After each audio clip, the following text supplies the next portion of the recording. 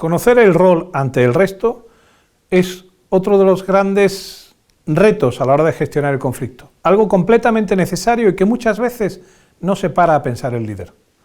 Si tuviésemos que organizarlo de alguna manera, tendríamos que ser capaces de dividir, como siempre, entre dos ejes: el eje actividad y el eje capacidad de influencia.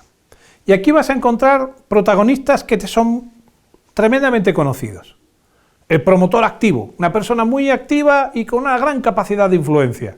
Dice, el promotor activo es la persona que teatraliza el conflicto, el que pide lo utópico, el que lleva a los extremos la reclamación, el que te tensiona, te pone de los nervios y el que te hace que te salgan salpullidos y te pongan las venas marcándose en el cuello. Ese es el promotor activo. Y dices, ese que te quita el sueño. Pues bien, ese no es para nada importante. Cuando estás pensando en un conflicto, el que de verdad es crítico y tienes que tener muy identificado es el promotor pasivo.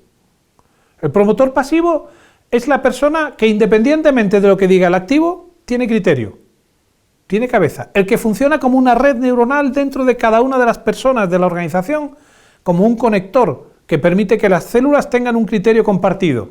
Al que le consultan en el café, dice, oye, ¿de verdad crees que este es el momento? ¿Crees que esto que está ocurriendo es lo que de verdad...? Y su opinión es la que va a darte la temperatura real del conflicto. Trabaja sobre el promotor pasivo. Sé capaz de hacerle entender que no hay motivo al miedo, no hay motivo a la confrontación. Construye cauces donde él encuentre soluciones. Y no importará el ruido que haya, porque ese ruido no tendrá ningún tipo de efecto en el resto del conflicto. Luego tienes los seguidores, personas con menos influencia. El seguidor activo es el que hace bulto, el que acompaña, el que dice sí. Y el seguidor pasivo, el que no se opone, el que consiente, el que ni siquiera acompaña en la jornada de huelga, pero tampoco dice no me quiero significar.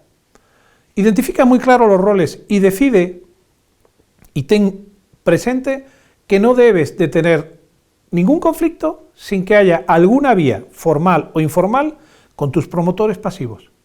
Tienes que saber la realidad de lo que se está pidiendo y no la teatralización de lo que está ocurriendo. Es clave que el rol ante el resto sea una de las cosas en las que tu reflexión se mantiene activa cuando estás preparando lo que va a ser la gestión del conflicto.